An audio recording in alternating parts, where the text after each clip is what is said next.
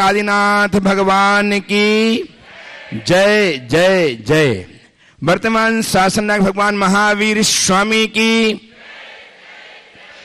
आचार्य परमेष्ठी आचार्य देव विद्यासागर जी महामुनिराज की, परम पूज्य प्रमाणिक संत महामना मुनिराज प्रमासागर जी महाराज की, परम पूज्य निर्वेक सागर जी शीतल सागर जी महाराज की, सभी एलक छुल्लक वृंदों की, तीर्थराज सम्मेद शिखर जी की, अहिंसामयी जैन धर्म की।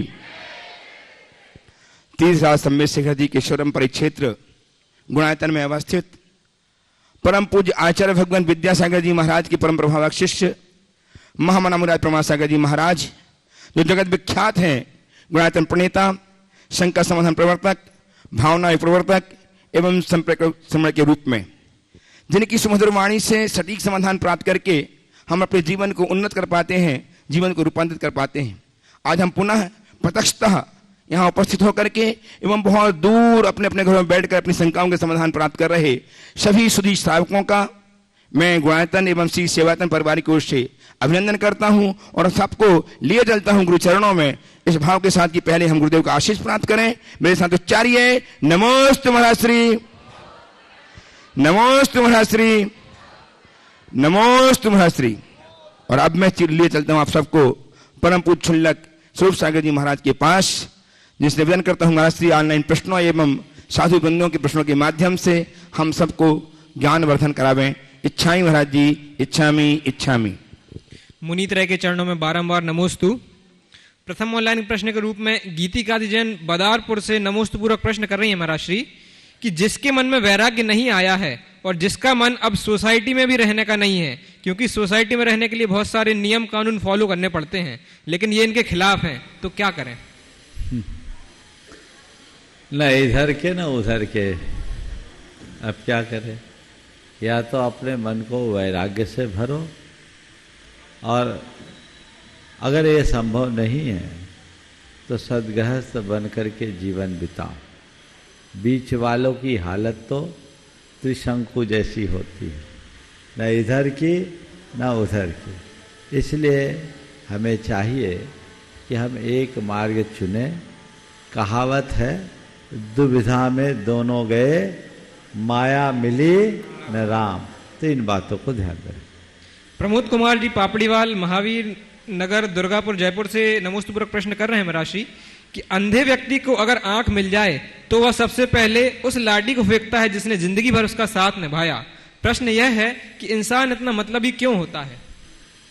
बहुत अच्छा संदेश है कि अंधे व्यक्ति को आंख मिल जाए तो सबसे पहले उस लाठी को फेंकता है जिसने जिंदगी भर उसका साथ निभाया।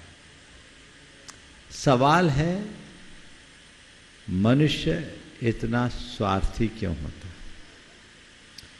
हर मनुष्य स्वार्थी नहीं होता। स्वार्थ की वृत्ति दो तरह के मनुष्यों में ज्यादा होती है। पहले वे जो कृतघ्नी होते हैं और दूसरे वे जो लोभी होते हैं। कृतघ्नी व्यक्ति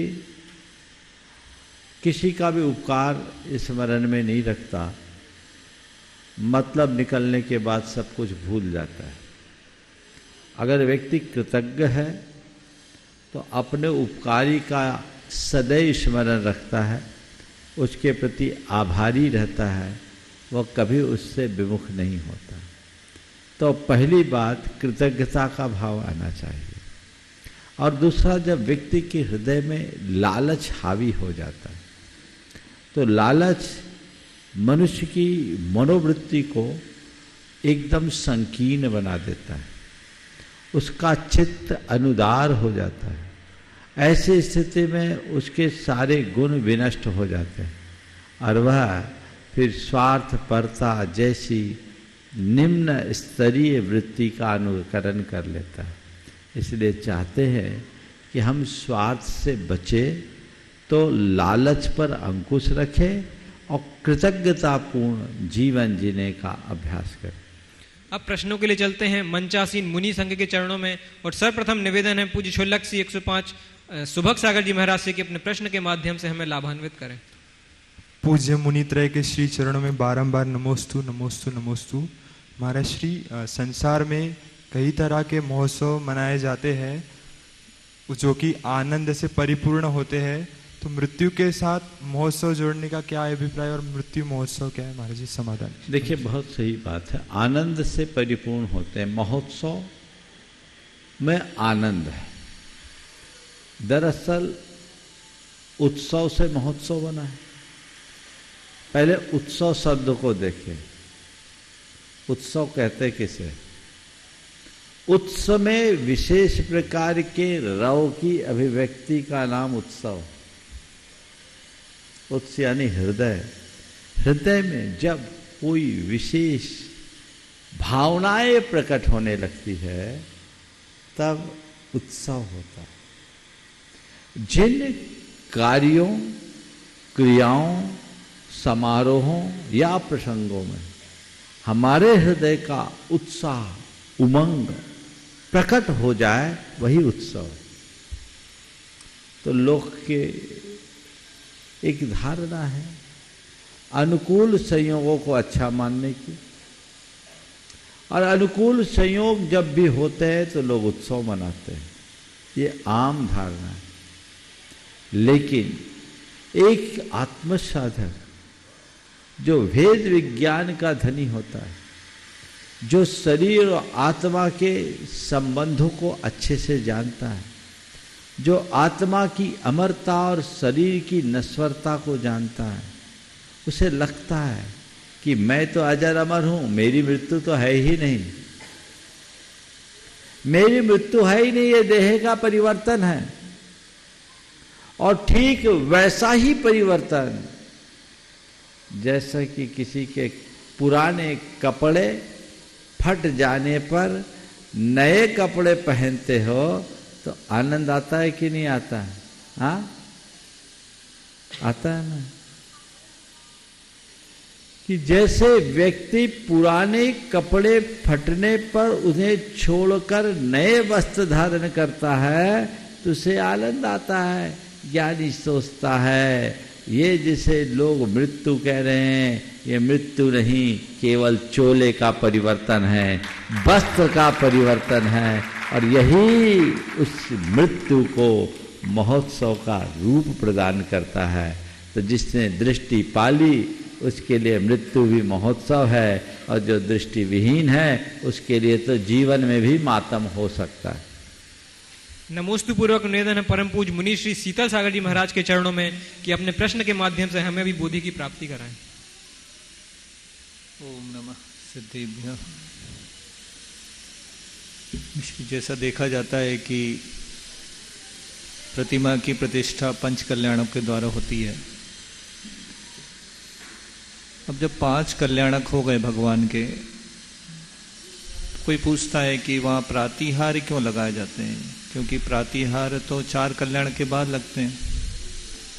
और इसी तरह एक प्रश्न और आता है कि फण आदि जो बनते हैं पार्श्वनाथ भगवान के या बाहुबली के जो बेलें बनाई जाती हैं, ये भी तीसरे कल्याण के बाद बन सकती हैं, लेकिन 4-5 कल्याण के बाद तो फिर उनका अस्तित्व तो नहीं होना चाहिए। बहुत अच्छा सवाल है, और इस बात को लेकर लोगों में बहुत सारा भ्रम है। सबसे पहली बात तो ये समझना है, हम अरहंत भगवान की पूजा नहीं करते। क्या बोल रहा हूं? हम अरहंत भगवान की पूजा नहीं करते। हम पंच महाकल्याण संपन्नानम अरहंतानम की पूजा करते हैं। किसकी पूजा करते हैं? किस अरहंत की पूजा कर रहे हैं? जिनने अरहंत अवस्था को प्राप्त किया वो तो 4 ही कल्याण है। क्या कहते हैं हम लोग? पंच महाकल्याण संपन्नानम अरहंतानम। जिनके 5 कल्याण संपन्न हो गए उन अरहंतों की पूजा करते। भले आज वो सिद्धालय में,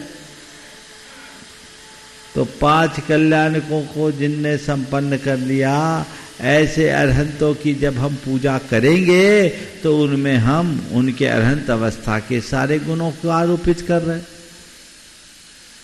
उनके संपूर्ण जीवन वृत्त को देख रहे हैं। तो इसलिए हम भगवान की अरहंत अवस्था में मुख्य रूप से पूजा करते हैं और उनके प्रातिहार्य आदि को भी वहाँ अंकित करते हैं। ये कृत्रिम और अकृत्रिम सभी जिन बिंबों के साथ नियोजित रहते हैं। अब रहा सवाल भगवान पारसनाथ के फनावली का या बाहुबली के वेलों का। ये बात सत्य है कि केवल ज्ञान के बाद को उपसर्ग नहीं रहता। तो जब भगवान पारसनाथ समोसरण में थे तो उनके ऊपर कोई फनावली नहीं। फनावली तो एक मूवमेंट था जब भगवान को आखिरी 7 दिनों तक संबर देव ने, संबर ही नाम था ना, संबर देव ने उपसर्ग किया तो उसने आपके जाकर के धर्मेंद्र ने फना मंडल का बितान खींचकर भगवान के ऊपर एक छत्र तान दिया जिससे उस उपसर्ग से बच सके, और उसी मध्य उनको केवल ज्ञान हुआ, उसने अपना फन समेटा चला गया। लेकिन हम लोग जब भगवान पार्श्वनाथ की आराधना करते हैं तो चूंकि उन्होंने इतनी बड़ी तपस्या की, इतना भयानक उपसर्ग सहा, उस उपसर्ग को याद करते हुए उनके उपसर्गाविष्ट मुद्रा को भी अंकित कर देते हैं। तो उसमें कोई दोष नहीं है, प्राचीन काल से परंपरा है। सबसे प्राचीन पार्श्वनाथ भगवान के फनावली सहित अंकन हमने विदिशा के उदयगिरी के गुफा क्रमांक 20 पर देखा। वहां के प्रस्तर में जो 4वीं शताब्दी के हैं भगवान पार्श्वनाथ का अंकन है, उसके ऊपर फनावली आपको याद होगा। तो इतने सालों से जो परंपरा चली आ रही है उस पर सवाल उठाना अपनी बुद्धि का दुरुपयोग समझता हूं। बाहुबली भगवान 1000 साल से खड़े, अरे 1 वर्ष तक एक स्थान स्थित निराहार उपवास किया। ऐसे बाहुबली भगवान ने इतनी बड़ी तपस्या की, तो उस तपस्या को दिखाने के लिए, दर्शाने के लिए यदि बेलें लगा दी जाए तो क्या बुराई। 1000 साल से तो बाहुबली भगवान गोमटेश में खड़े ही हैं। उनसे भी प्राचीन बाहुबली हैं मध्य प्रदेश में, कटनी के पास बिलहरी में। वहाँ 2 प्रतिमाएं हैं जो 8वीं शताब्दी 5-5 फीट की है, और उनमें लताएं हैं, बिच्छू है, छिपकली है, और बहुत भव्य और मनोज्ञ प्रतिमा है। तो ये परंपरा है, इसको मानने में कोई बाधा नहीं होनी चाहिए। नमोस्तु पूर्वक निवेदन है परम पूज्य मुनीश्री निर्वेक सागर जी के चरणों में कि हमारी ज्ञान वृद्धि हेतु अपना प्रश्न रखें। नमोस्तु। मुनीश्री को नमोस्तु करते हुए एक मुहावरा पढ़ने और सुनने में आता है, अपने पैरों पर खड़े होना अथवा अपने पैरों पर खड़े करना। आज सैकड़ों माता पिता हैं जो अपने बच्चों को पैरों पर खड़ा करना चाहते हैं, किंतु बच्चों से ज़्यादा वो अपनी बेटियों को पैरों पर खड़ा करना चाहते हैं। और उनका ये सोच है, यदि हमारी बेटी 50,000 या 1 लाख रुपए महीना कमाने लगी है तो हमने अपने बेटियों के प्रति कर्तव्य किया, उन्हें पैरों पर खड़ा कर दिया। तो वास्तव में पैरों पे खड़े करने का अर्थ इतना ही होता है या और भी कुछ उसका अर्थ हो सकता है जिससे बच्चों का भविष्य उज्जवल बने? कृपया निर्देशन करके समाधान प्रदान। नमोस्तु। बहुत बहुत अच्छा सवाल महाराज श्री ने उठाया। प्रत्येक माँ बाप का ये दायित्व है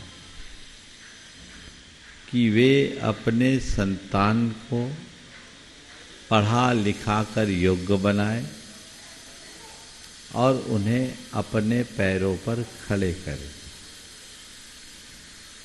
इस अर्थ में यदि माता पिता बेटा या बेटी किसी को पढ़ा लिखा कर आगे बढ़ाते हैं तो इसमें कोई बुराई नहीं। लेकिन पैरों पे खड़े होने का अर्थ केवल कमाई अगर समझते हैं तो ये अच्छी बात नहीं।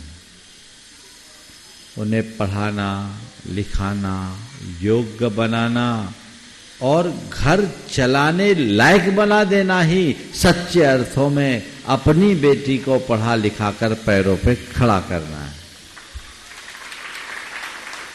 आपने पढ़ा लिखा दिया, नौकरी मिल गई, अच्छा पैकेज मिल गया, इसमें जीवन की पूर्णता नहीं है।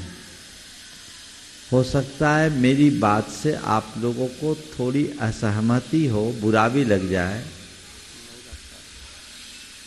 कि महाराज जी कौन से जमाने की बातें कर रहे हैं। लेकिन आज मैं देखता हूं अच्छी अच्छी पढ़ी लिखी लड़कियों को रोटी बनाना भी नहीं आता। बोलो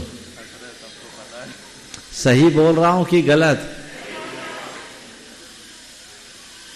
अब अगर माँ बाप ने अपने बेटे को बेटी को पढ़ा दिया, खूब पढ़ा के आगे बढ़ा भी दिया, लेकिन इन कार्यों में दक्षता नहीं है तो क्या है? सच्चे अर्थों में सभी कला और गुणों में निपुण बनाना ही उन्हें उनके पांव पर खड़ा करना है।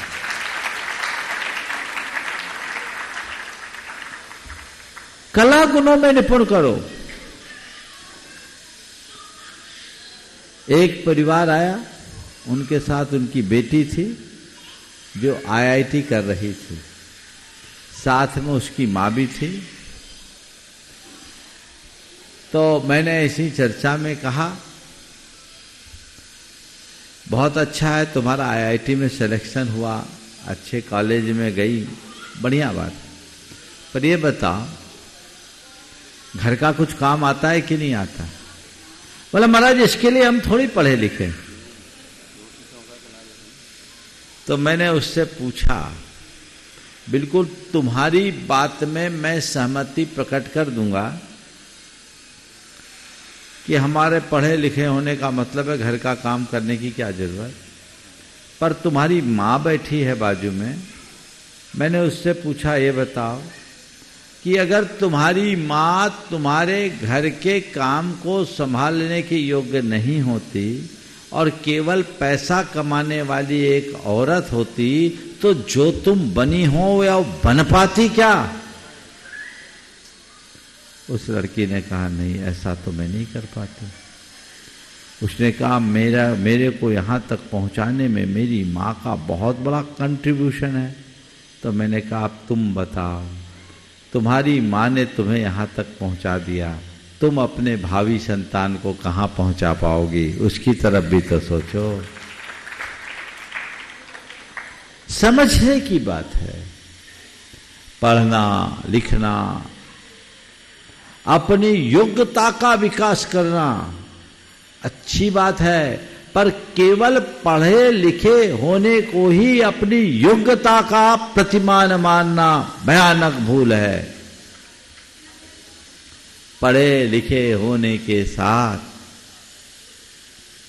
जीवन और जीवन की व्यवस्था की समझ, घर परिवार के सुचारू संचालन की दक्षता, अपने रीति रिवाजों को ठीक तरीके से जानना, धर्म और सामाजिक संस्कारों सरोकारों को जानना, अपनी सांस्कृतिक परंपराओं को पहचानना, यही सच्चे अर्थों में किसी के जीवन की पूर्णता होगी।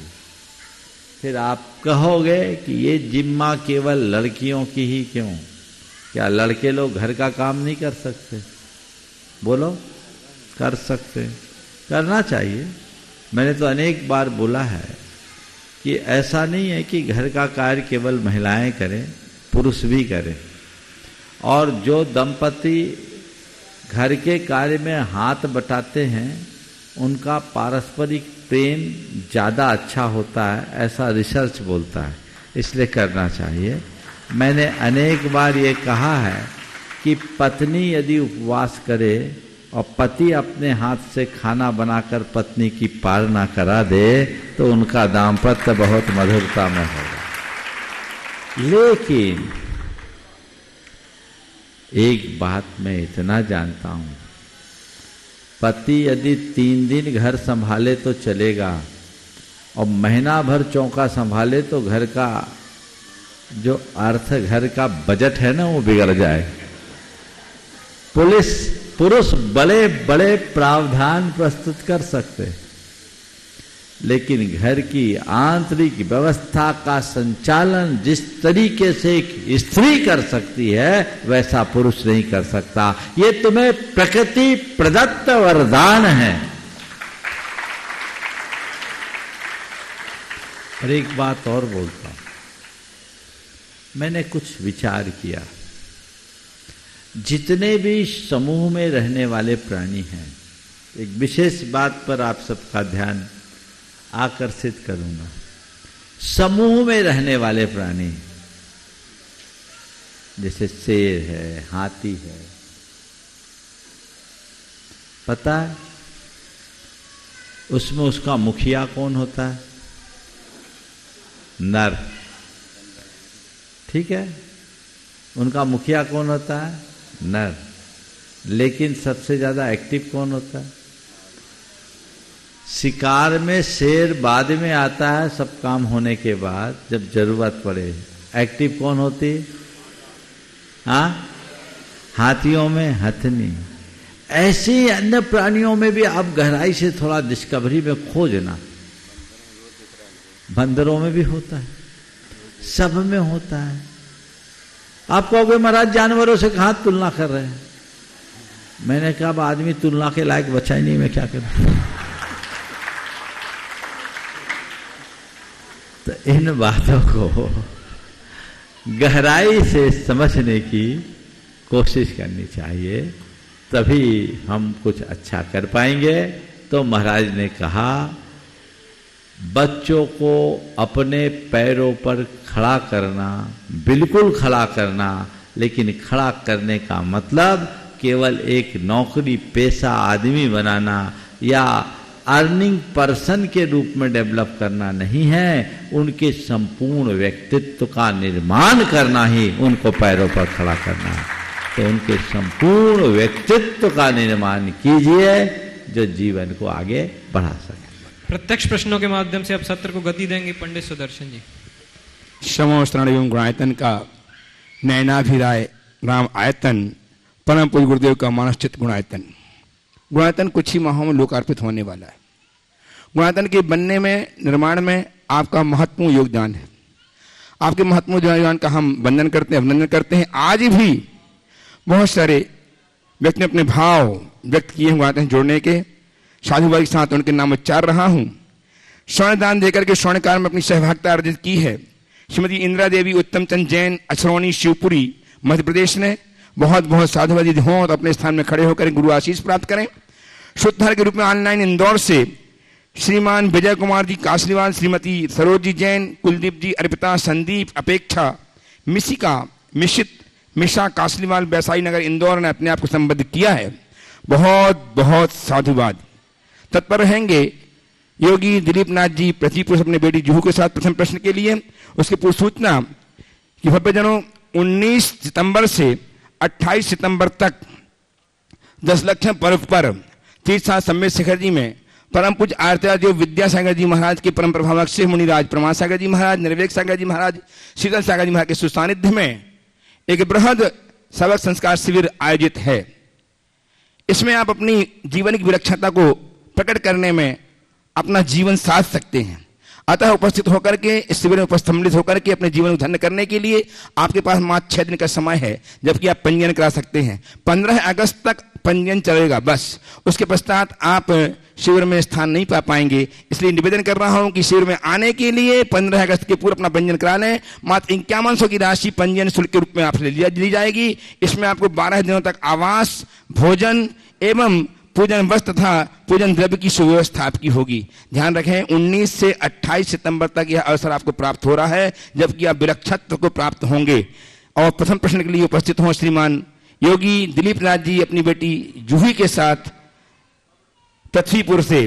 तैयार रहेंगी बेटी बहन सुनीता दीदी अशोकनगर से। भारत माता की जय। मंचासीन त्रय मुनिराजों के चरणों में सादर नमोस्तु एवं मंचासीन एलक एवं छुल्लक जी के चरणों में सादर इच्छामि। महाराज जी, मेरा चेहरा उत्तर प्रदेश के मुख्यमंत्री श्रीमान योगी आदित्यनाथ से मेल खाता है, तो इसमें मुझे कोई पाप या दोष तो नहीं लगता है।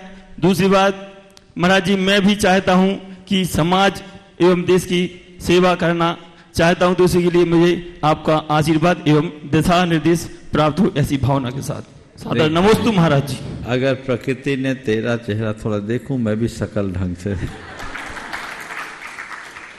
मिलता तो काफी कुछ है। अब प्रकृति ने तेरे को अगर योगी जैसा बना दिया तो इसमें तेरा कोई दोष नहीं, अच्छी ही बात है। लेकिन कमी केवल इतनी है कि आज योगी से तेरी तुलना की जाती है। महत्व तो तब होता जब तुझसे किसी योगी की तुलना होती। समझ गए? अच्छा है, अब तुम योगी जैसे हो तो तुम्हारी वेशभूषा भी दिख रही है कि तुम अपने आप को योगी ही बना रहे हो। इसमें मुझे कोई पाप तो नहीं लगेगा महाराज। सुनो, अब किसी की नकल करना,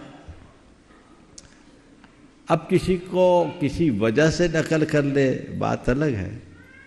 पर मैं तो चाहता हूं कि सच में योगी बन जाओ।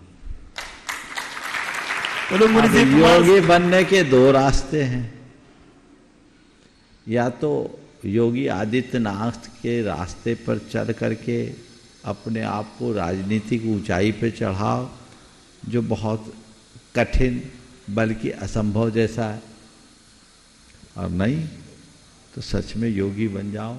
कपड़े तो योगी के पहने हों, मन को योगी बना दो,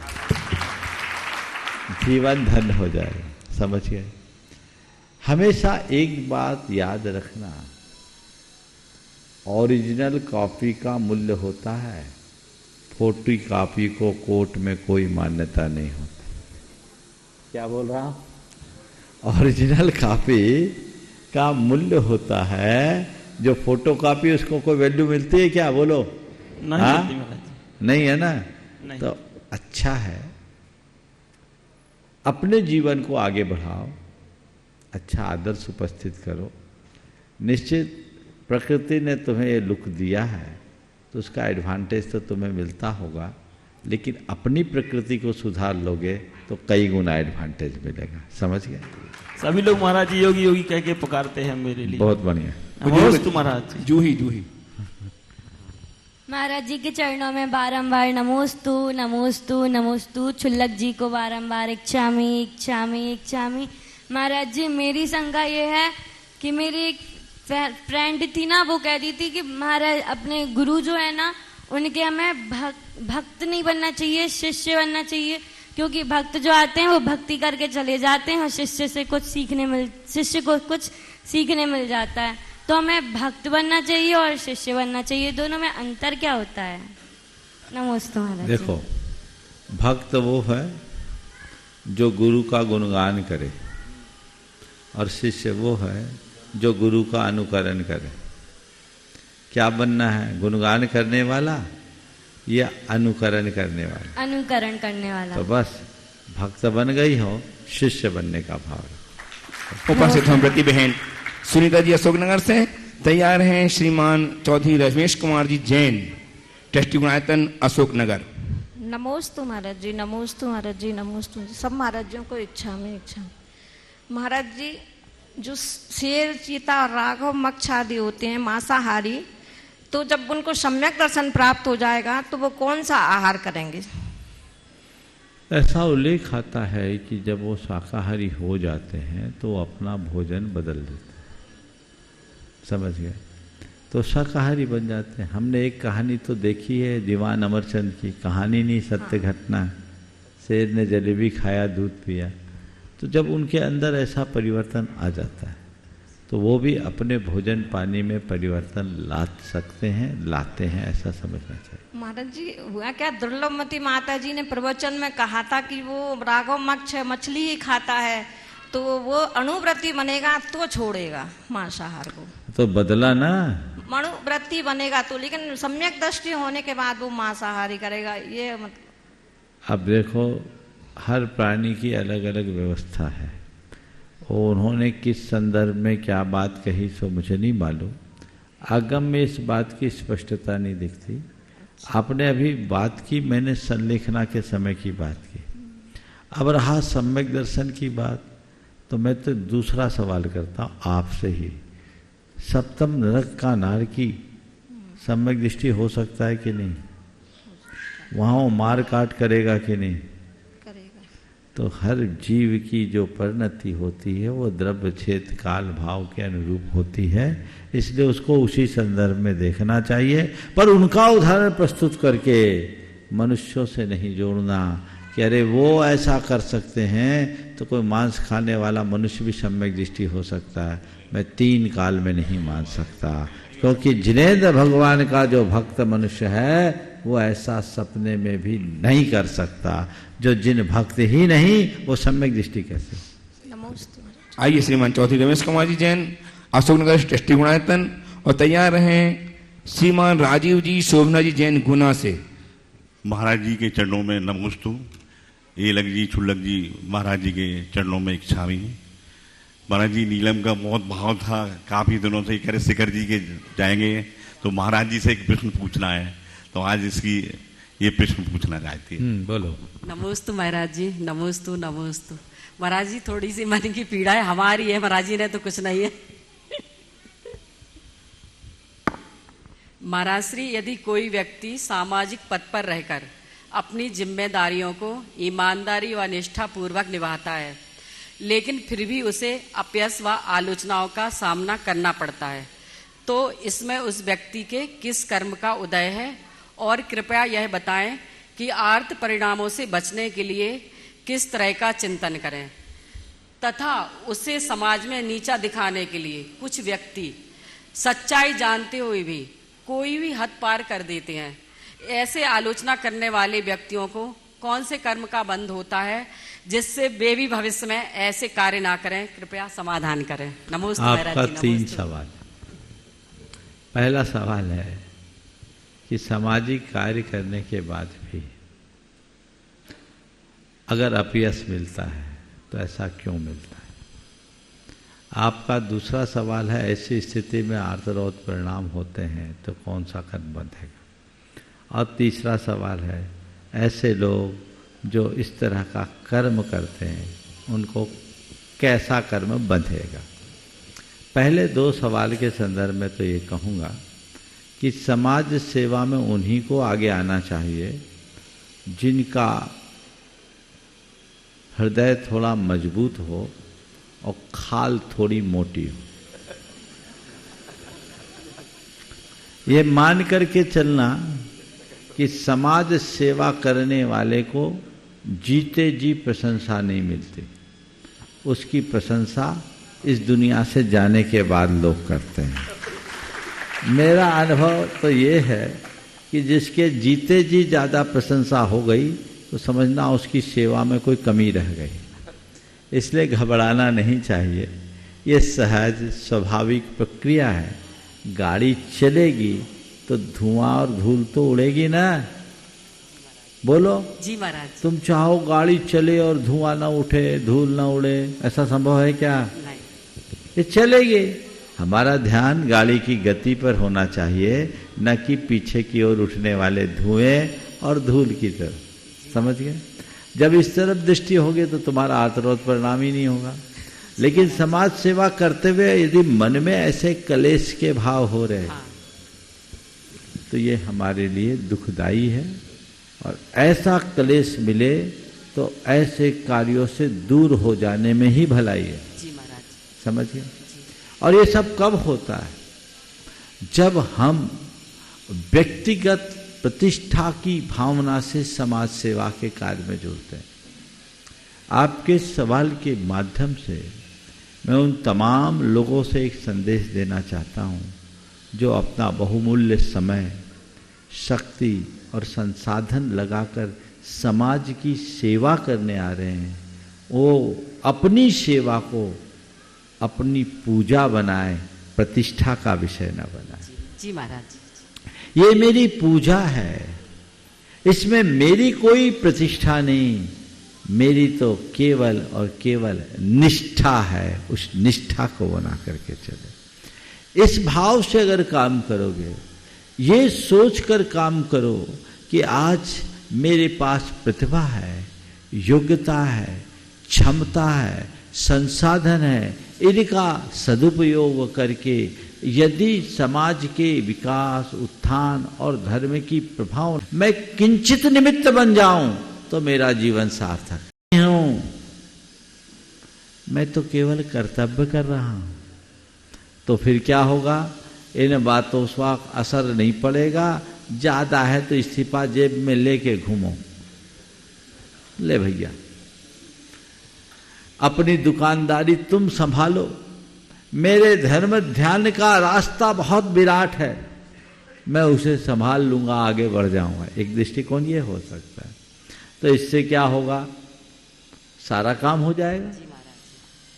दूसरी बात, जो लोग ऐसा करते हैं, जो किसी की अच्छाई की अनदेखी करके उसकी बुराई करते हैं, वे सब महापाप के बंधक होते हैं। अगर शास्त्र के हिसाब से बात करूं तो वो सब नीच गोत्र के भागी होते हैं। ऐसे लोगों से बचना चाहिए। नमोस्तु महाराज जी। उपस्थित समस्ती राजीव जी, शोभा जी जैन गुना से तैयार रहे। निखिल जी जैन बीना से ट्रस्टी गुणायतन। राजीव जी बोले। जी बोलो। मेरे परम आराध्य गुरुवर श्री प्रमाण सागर जी महाराज जी की जय। नमोस्तु महाराज जी। मंचासीन मुनिराजों के लग जी छुल्लक जी के चरणों में नमोस्तु इच्छामि। महाराज श्री, मेरी शंका है कि हमको मूर्ति के दर्शन होते हैं, लेकिन उसमें विराजमान मूर्तिमान के दर्शन कैसे करें हम?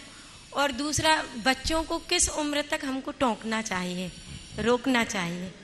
कृपया समाधान। देखिए, मूर्ति के दर्शन होते हैं, मूर्तिमान के दर्शन कैसे करें? हमेशा जाने से पहले ये सोचो कि हम भगवान के दर्शन के लिए जा रहे हैं।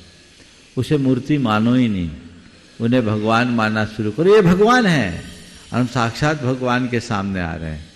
तो अपने आप उनकी उपस्थिति का एहसास होगा, और जैसे ही भगवान की उपस्थिति का एहसास होगा, मूर्ति हमारे आंखों से ओझल होगी, मूर्तिमान प्रकट हो जाएगी। अब बच्चों को किस उम्र तक टोकना चाहिए? जब तक बच्चे समझदार ना हों, उन्हें समझाने की कोशिश करनी चाहिए। और जब बच्चे समझ ले, अपने आप में ऐसा लगे कि एकदम समझदार हो गए, तो उन्हें ज़्यादा टोकने की ज़रूरत नहीं है। आवश्यकता अनुरूप निर्देश जरूर दिया जा सकता है, देना चाहिए। नीति शास्त्रों के अनुसार लालियेत चतुर्वर्षानि 10 वर्षानि ताड़ियेत जायते तु 16 वर्षे मित्रवत समाचरे। 4 वर्ष तक लाड प्यार, उसके बाद के 10 वर्षों में उनको पूरी कस्टडी में रखो, और जब 16 वर्ष का हो जाए तो उसे मित्र के समान देखो। जी नमस्ते। आइए श्रीमान निखिल जी जैन बीना मध्य प्रदेश से ट्रस्टी गुणायतन। तैयार हैं श्रीमान वीरेंद्र कुमार जी जैन बाजियात्या धुलियान गंगा ट्रस्टी गुणायतन।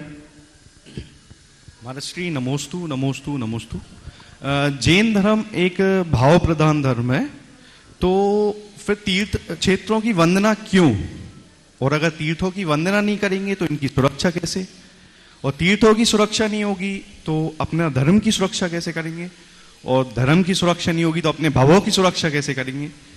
तो क्या समय आ गया है कि भावों को और कर्मों को एक ही तराजू पे तोला जाए?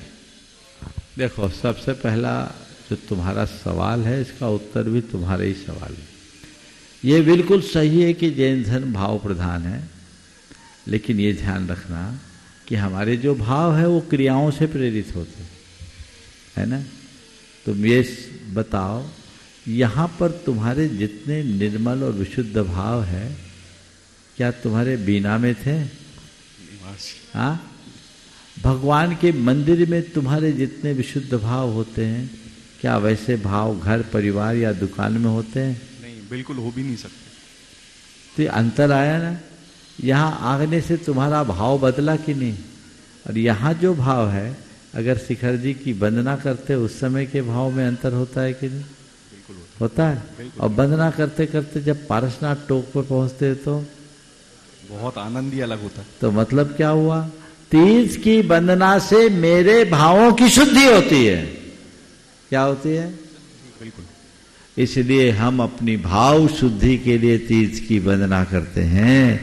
भाव शुद्धि बनाए रखो, तीर्थ वंदना करते रहो, सारे कार्य आपो आप सिद्ध होते जाए। आइए श्रीमान बीरेंद्र जैन बारियात्या धुलियान गंगा पश्चिम बंगाल से, और तैयार हैं श्रीमान आशीष जी अमित जी जैन आरोन से, टेस्ट गुणायतन। बीरेंद्र नहीं है, आशीष हैं, आशीष जी उपस्थित हो। आशीष जी अमित जी जैन आरोन टेस्ट गुणायतन। तैयार हैं श्रीमान व्रति श्रावक प्रेमचंद जी जैन संरक्षक गुणायतन सागर। आशीष जी उपस्थित हो गए? ओ इधर दो, वहां जाइए एक साथ जल्दी जल्दी जल्दी। हेलो महाराज जी के चरणों में बारंबार नमोस्तु। महाराज जी सबको खड़े कर लो। हाँ एक साथ बोलो। महाराज जी कुछ नहीं, आपके आशीर्वाद के लिए आए हुए थे वैसे सब लोग, बस आपका आशीर्वाद ही चाहिए और कुछ नहीं महाराज जी। बहुत बढ़िया, बहुत बढ़िया। सवाल है जी महाराज? बोलो बोलो बोलो। हाँ महाराज श्री, अपन तीर्थ क्षेत्र शिखर जी की वंदना करते हैं, इससे भगवान मोक्ष गए हैं। ये पर्वत राज है, ये पहले से ही इसकी शुद्ध है या फिर तीर्थंकर भगवान के जाने के बाद हुआ है? देखो ये शाश्वत सिद्ध भूमि है, और ये सिद्ध भूमि है इसीलिए भगवान यहीं खींचे चले आते हैं, अनादि से। आइए प्रति सभा श्रीमान प्रेमचंद जी जैन संरक्षक गुणायतन सागर से, तैयार हैं सुश्री महिमा जैन सराफ मुंगावली।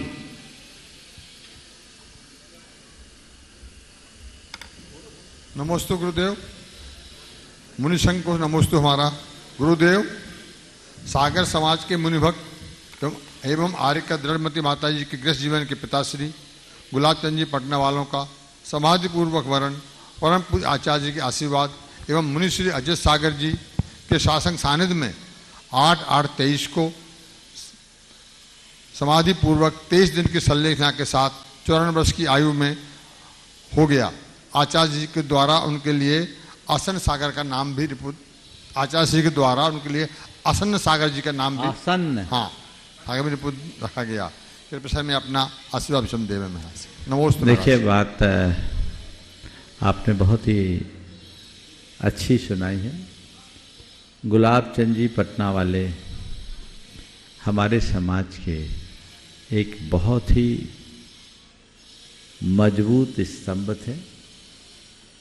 उनका हमारे धर्म, समाज और संस्कृति के विकास में बहुत बड़ा योगदान रहा है। परम पूज्य गुरुदेव के वे अनन्य भक्त थे। 1975 से ही वो गुरुदेव से जुड़े हुए थे। हमारा जब सागर में प्रवास रहा तब और तब से बात तक निरंतर वो बड़े अनुराग पूर्वक लगे रहे, और वो सभी मुनियों और आर्यिकाओं साधुओं की सेवा में तत्पर रहते थे। आर्यिका दिलमती जैसी आर्यिका को जन्म देने का सौभाग्य उनको मिला है। निश्चित उन्होंने अपना जो अंत समाधि पूर्वक किया वो उनके जीवन पर की पर्यंत की जो साधना, भक्ति और आराधना के फल के रूप में घटित हुआ। वो व्रती तो थे ही, और अंत में क्षुल्लक दीक्षा के साथ, शायद अजित सागर जी, हाँ 10 व्रत वाले अजित सागर जी महाराज के सानिध्य में भागोदय में 23 दिन की उत्तम संलेखना हुई। हमारे पास जब भी वो आते थे तो एक ही भावना भाते थे कि महाराज मेरी संलेखना होनी चाहिए। जब उनने संलेखना ग्रहण करने की भावना बनाई तब उनका संदेश भी मेरे पास आया था। बहुत उत्तम है, मुझे बहुत प्रसन्नता है कि आना जाना तो लगा हुआ है, लेकिन व्यक्ति जब संलेखना के साथ जाता है तो इस नरभव का सार पा लेता है। गुलाब चंद जी इसी सार को प्राप्त किए हैं। मैं उनके इस परम पुरुषार्थ की सराहना करता हूँ और भावना भाता हूँ कि शीघ्र ही वे रत्नत्रय को धारण कर परम मुक्ति को प्राप्त करेंगे और उनके पूरे परिवार को, उनके बच्चों को मैं आशीर्वाद देता हूँ कि उनके आदर्शों का अनुकरण करते हुए इसी तरह धर्म और संस्कृति के प्रवाह को आगे बढ़ाते रहे और अपनी आत्मा का कल्याण करें। उपस्थित हैं सुश्री महिमा जी शराब मुंगावली से। तैयार हैं श्रीमती वंदना जी सुशील सुनीली जैन गोटेगांव। गुरुवर के चरणों में त्रिवार नमोस्तु नमोस्तु नमोस्तु। ऐलक जी और छुल्लक जी के चरणों में इक्षामी इक्षामी इक्षामी। महाराज श्री, मेरा क्वेश्चन ये है कि आजकल हम लोग का नेचर ही ऐसा हो गया है कि आज हम सोच ही नहीं पाते कि वो काम होगा कि नहीं होगा, अगर होगा तो कैसे होगा, कहीं कुछ गड़बड़ तो नहीं हो गई। तो ये जो हमने हाउ एंड वाई की परंपरा स्टार्ट कर दी है, तो हम अपने अंदर पॉजिटिविटी को कैसे लाएं, मतलब हर चीज को पॉजिटिव वे में कैसे सोचें। हाउ एंड वाई की प्रॉब्लम जो है ना वो क्यों है? कॉन्फिडेंस के वीकनेस के कारण और नेगेटिव थॉट से। यदि हम अपने कॉन्फिडेंस को डेवलप कर लें, हमारी थॉट्स प्रोसेस बदलेगी, पॉजिटिविटी आएगी, समस्याएं खत्म हो जाएगी। हाउ एंड वाई ये हमारे लिए रोकता भी है और ये हमें आगे बढ़ने के लिए प्रेरित भी करता है। हमारे सामने कोई काम आए तो कैसे शब्द में दो तरह की अभिव्यक्तियां होती, कैसे होगा और दूसरा कैसे करना है। क्या कैसे होगा और एक कैसे करना है, दोनों में कैसे होगा ये सवाल तुम्हें घबराहट देगा, परेशान करेगा और तुम्हारे सामने एक पहाड़ खड़ा कर देगा। और कैसे करना है ये सवाल तुम्हारे मन में उत्साह का संचार करेगा, तुम्हें शक्ति देगा और तुम्हारा रास्ता खोलेगा। समझ गए? तो हमेशा सोच को डेवलप करो। कैसे होगा ये दिमाग में न लाओ, कैसे करना है इस पर अपना ध्यान केंद्रित करो। उसके लिए आत्मविश्वास सबसे बड़ी बात। जितना प्रगाढ़ आत्मविश्वास होगा, आपकी सोच उतनी पॉजिटिव होगी और सोच जितनी पॉजिटिव होगी उतना रास्ता प्रशस्त होगा। आइए वंदना जी सुनीली जैन गोटेगांव। तैयार हैं श्रीमान रिंकू जैन गुना से। रिंकू जी उपस्थित हैं, अपने स्थान में खड़े हो जाएं। नमोस्तु महाराज जी, नमोस्तु नमोस्तु। इच्छामी महाराज जी, इच्छामी महाराज जी। लोग कहते हैं किसी एक के चले जाने से जिंदगी रुक नहीं जाती, लेकिन लोग ये नहीं जानते कि लाखों के मिल जाने से भी उस एक की कमी पूरी नहीं हो सकती। बिल्कुल ठीक है, एक के चले जाने से जिंदगी रुकती नहीं, ये भी सही है। और लाखों के मिल जाने से भी एक की कमी की पूर्ति नहीं होती, ये भी सही है। अब हम किसको माने? तो एक बात सदैव ध्यान रखना, हमारे अंदर कितनी भी योग्यता हो, अपने अंदर अहंकार से बचना। तो ये सोचो हमारे चले जाने से ज़िंदगी नहीं रुकेगी, पर कोई व्यक्ति जो हमारा उपकारी है, जिसने हमारे जीवन को आगे बढ़ाने में बड़ा योगदान दिया है, उसके संदर्भ में उसके चले जाने के बाद भी याद करो कि लाखों के मिलने पर भी उसकी पूर्ति नहीं होगी, तब आप उसके आभारी बने रहो। महाराज जी एक प्रश्न और महाराज जी। रिंकू जी जैन के साथ जसाज भी उपस्थित हो जाएं गुना से ही, और तैयार रहेंगे अन्नू जैन सकरार। मंच पे गुरु विराजमान मुनि प्रमाण सागर जी महामुनि राज के चरणों में बारंबार नमोस्तु नमोस्तु नमोस्तु। मुनि संघ के चरणों में नमोस्तु नमोस्तु नमोस्तु।